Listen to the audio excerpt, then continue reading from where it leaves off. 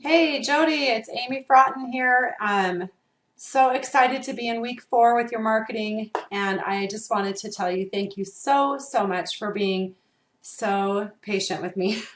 I've had the craziest week with my internet going up and down and all over the place, and as you know, with our businesses, that is like a nightmare. So anyway, I'm really excited to talk to you about this, and I appreciate you being patient with me getting my ducks in a row. So, okay, let's just jump right into it. I wanted to go back to some of the specific questions that you had for week 4 and make sure I talk about them with you. One of the first things I noticed you were asking about here was that you wanted some ideas for gifts and that you are giving $50 gift cards to restaurants and movies. So I got kind of confused because I was thinking that the photo box that we've talked about a couple times that I think is costing you $200, I thought that was a gift that you're giving to your clients, a gift with purchase or a thank you gift. And I thought that one already was that you were spending too much, and I know you already felt like that too. Um, so it's great that you're doing gifts. They're absolutely an awesome part of marketing, and I think you need to keep it up. But I don't, if you are doing both gifts, I would only do one or the other. And your gifts don't always have to be so pricey. I've never spent $50 on a gift to one of my clients. um, Partly because they're not used to expecting it, and so and maybe in your area it's a little different because you have a lot of photographers that you are competing with, but in my area, I'm not competing with that many other photographers who are used to getting gifts. When I give them a gift, they're totally shocked and surprised. They're not expecting it at all. So if they're expecting it in your area, you might need to, make sure you cover a little bit more money on that. But I would do one or the other and keep your pricing. I would do below 50. What I always like to find, and this is just some food for thought, is a type of gift that is still a photo, and I just had another thought on that. Is some type of a photo with also your branding on it, so that when they're using the gift, if it's a usable gift, then they also doubles as marketing for you. So for example, for a couple of years, I did these big photo necklaces. They were these big chunky charms that were super in fashion here in my area. And I had a local girl that made jewelry make them for me. So every time I'd have a client, I'd send her over a little picture, and she would cut out like a little 2 inch by 2 inch of one of the favorites, and then smolder it into this glass chunky charm. And on one side was my logo. No, yeah, on one side was her initial with my coloring, and then on the other side was the mom's initial, and then on the other side was her family photo or her baby's photo or whatever it was. And then when she wore it around and people would say, oh my gosh, that is so cute, it was really easy for her to say, oh, Amy Frotton did this.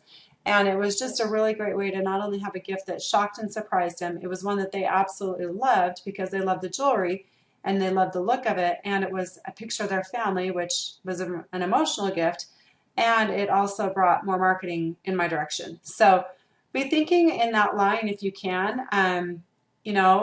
I think that you will always want to give a picture or some type of gift from your store. Maybe a Christmas ornament, even if it's in the summertime, doing ornaments are a great idea.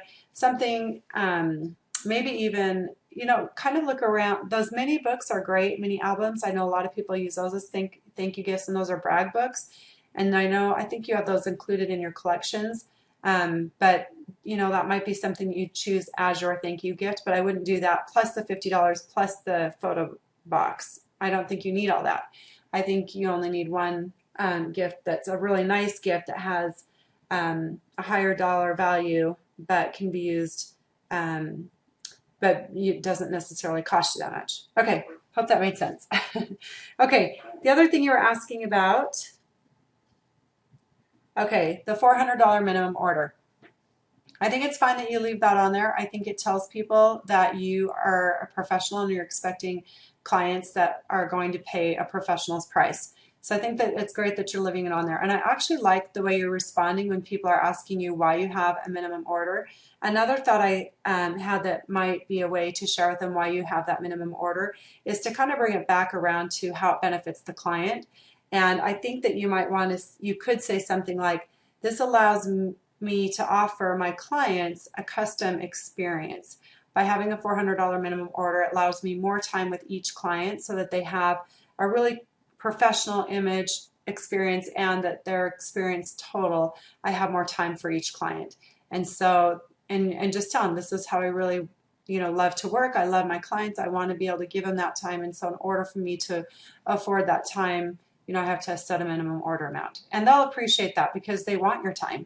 And I think that would be something that would really benefit them. You're also asking a little bit about the contracts down here, the model release, if they should do it online or send a paper copy. I think that's totally a preference, up to you, whatever's easiest. In some people's clientele, they have really professional clients that both the wife and the husband work full-time jobs, and they're super, super busy, so they can't get together and they don't have time to mail things. So if that's your type of clientele, then you might want to just keep everything online, because they're going to want things that are super fast, simple, and easy. They don't want to take the time to print something out, then send it, then find them a stamp and a envelope and stick it in the mail.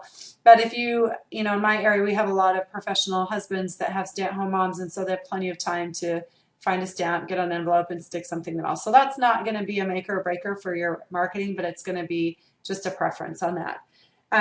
The other thing you mentioned here was you have a couple magazine templates. I would absolutely be using those if you haven't got them together yet. So maybe add that to your task list in the next couple of weeks, because that's a fantastic way to market yourself and to get more business. Okay, so the other thing I was thinking of as I've been reading this is, I wonder how much business you really need. I really love that you are really trying to hone your business skills and really hone in on the whole experience that you're offering and everything. And I think you're doing a fantastic job. And I've told you that a few times. I think you're really, really right on to where you want to be going, and you're doing a lot of things right.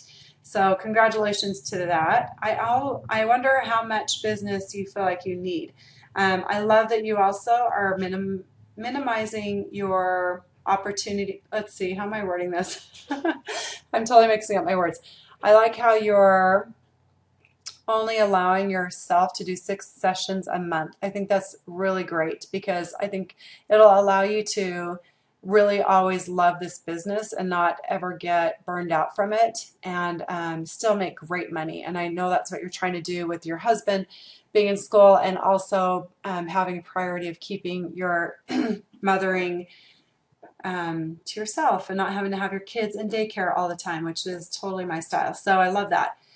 So I'm thinking that you're just wanting to have a really solid calendar, that you have probably a lot of business coming your way, but you want to be like booked out for a couple months. And if that's the case, you're right on track to be heading in that direction. I know you've got some competition in that area, but you know what? Keep doing everything that you're doing and compete with these people, because you can outbeat these people by continuing to build your skills, continuing to offer a better experience, continuing to be professional like you are, and then just to get your name out there in a lot more ways. So now that I've kind of gone through your questions, I wanted to just share with you a couple things that I always like to coach on with marketing, and how they would be relevant to you, and how I feel like you can benefit from them. So I always talk about 3 different areas of marketing. The number 1 is your word of mouth marketing. Number 2 is online marketing. And number 3 is your local marketing. For you, Jody, with your word of mouth marketing, this is when you're developing an experience for your client to go through, from the time they contact you to the time they book their session, to maybe if they do clothing consultations with you, the experience they have with you at the shoot, their after shoot experience, their sales. Do you do a follow-up call 2 months later? All of those things combined I am really messing up over my words tonight. All of those things combined create the client's experience. And when they have a fantastic over-the-top experience, then you're going to have a lot of new word of mouth business, because they're going to be telling all of their friends about you. And that's what you want to be doing. And I feel like you're already on track, that you're already doing so many of those things. The marketing magazine that you had mentioned, that I talked about a second ago, is one of those things. That's why I would for sure get that going. And this is somewhere too that you can actually outdo your competitors in your area, offer more of an experience than they can. Another thing too is to make sure you have a referral program in place. So at the end of their experience and throughout their experience, you're having little things that say, oh, by the way, for referrals, you get this, this, and this. Or if you have any friends that you think might enjoy photography, then you might have that, you might like this, this, and this. I'm going to go switch over to your blog here. So those are some of the things you can do to amp up your word of mouth marketing, is in providing an amazing experience, which you're doing a lot of already, and just keep perfecting that. And then having fantastic, that includes great marketing products, and then having a fantastic referral program that will help to bring those people back to you. That experience also includes regular contact with your clients year after year, year after year, and through the years. So that might include doing a newsletter. I know I talk big about doing a newsletter because that means you're always in front of your clients, and it's easy for them to forward your newsletter to their friends if anybody asks who did their pictures. So there's a couple things you can do for word of mouth marketing. Okay, with your online experience, I'm so excited to hear that your dad seems to be an SEO expert, because having one of those in your back pocket is only going to be awesome for you. So it sounds like you're, again, on the right track for it. Just keep on doing what you're doing, building up your SEOs over time. That's something you're going to see where you're going to start hitting more searches more frequently, and you're going to start getting a lot more people calling you off of Google that have never not referred to you by anybody else, but Googled you from being in Calgary. So that's super great that that's already working towards you and that you're working towards that. One bit of advice I think I would do if I was blogging for you, or if, just looking at your blog, and I think I talked to you about this before, is the dates. I always like to share with photographers that you need to be careful about your dates on your blog. Because if I came to your blog today and I looked at this one, which, by the way, these twins are absolutely darling. Your pictures are so well done, and they're such cute little babies. So you're doing so, so great there. And the blog post above, I think you had done it on May 22nd, and I'm looking at this one, and it's April 15th. So to me, there's two ways to take on this. I'm either going to look at it and go, wow, this girl blogged once a month last month and once a month this month. She may not be really open to be, she must not be doing very much photography. So I probably don't want to call her. It also could be interpreted that, oh my gosh, this photographer is so great that she's so busy that she doesn't have time to blog. But I think in most cases, people are going to look at those dates, and if they're thinking, you know, about the dates, they'll think, oh, maybe she doesn't have that many things going on. So I would either remove the dates altogether, and so that people don't know when your last blog posts were. If they happen on your blog, they're just looking and looking and looking, thinking, oh my gosh, she's amazing. Or I would start blogging a little bit more regularly, at least once a week.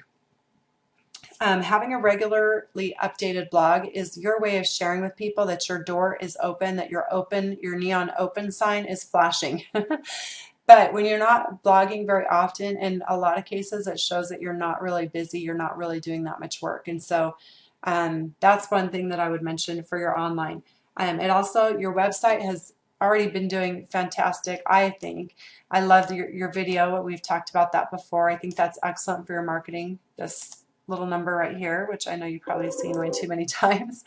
So I think your online experience is great. Your social media, I was jumping over there looking at that.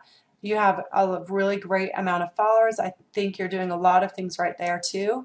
So congratulations on that. And then again, same with your social media. You want to be present, and you want to be always in front of people. And sometimes, I don't know if you know how, you can schedule out your blog posts for the day. So say you want to do 2 blog posts a day for the week, then you can go ahead and start putting in little things like you have here, like what's going on in Calgary. I saw one of your comments down there. And this is something you could easily write up and schedule it out, so you don't have to be thinking about it, but you're still being present in front of your audience and then also interacting with them. So I think you're doing a great job in all of these categories for your online. The other thing that I always share with marketing is being really strong in your local marketing. And you know what, Jody, I just have to hand it to you again. You're doing a great job with that. I love that you're working with the stores in your areas. Even if you are being seen in the consignment store, I wouldn't take your images down from there necessarily, because it's still giving you name brand recognition. And so just by people seeing your work, even if they can't afford your work, you're putting yourself out there. People are going to see, oh, that's Jody Crane. Oh, that's Jody Crane Photography.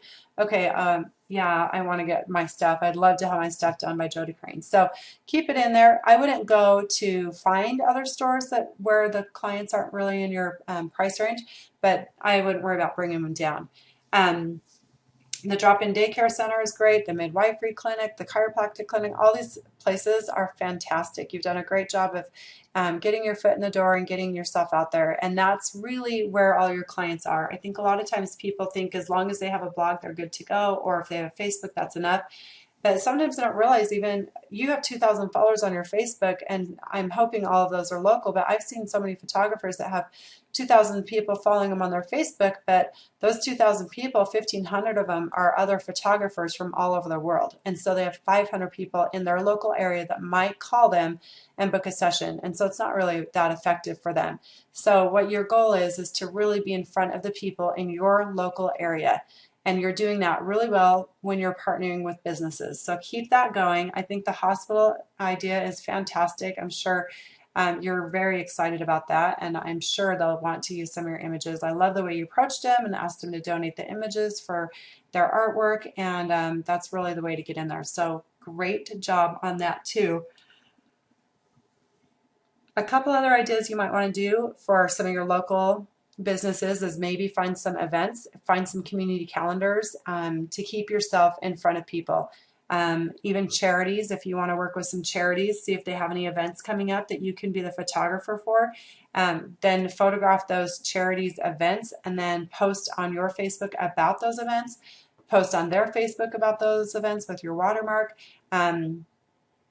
And do some other things that way so that you can continue to be in front of your audience. So really, to beat out your competition is just going to be a lot more exposure for what you're doing and more than what other people are offering. So in the stores that you already have, keep those going. But once they're set in stone, you can start working on, okay, now how am I going to get into another, maybe a salon even, or even a lunch place that's higher end or that's in a great neighborhood. Any of those kinds of connections that you're going to have, people are going to see them over and over, and then you'll find people, and you probably already have this, saying, oh, I saw your work at the hospital, oh, I saw your work here, or, oh, I saw your work there. So anyway, I think you're doing great. I think you're really on the right track. It's just doing a little bit more in the marketing, and then, you know, deciding how you want to handle your blog and your dates, and then your gift and your experience that you're providing, and making sure you have a really great referral program in place. I have a really good tutorial on my VIP page for all of these things, especially the referral program, talking a little bit about the experience. So you might want to check that out there too. And I think I even have some ideas on how to specifically work with charities to help them to be great marketing opportunities for you, as well as a service project. So anyway, hope this is helpful. I tend to ramble because I feel like I have so much to talk to you about. Sometimes I wish it was just a phone call. But I hope this is helpful, and have a great night, and feel free to message back. And I am back online, so I should be able to message you back again, and have a great day. Okay, thanks, Jody. Talk to you later. Bye.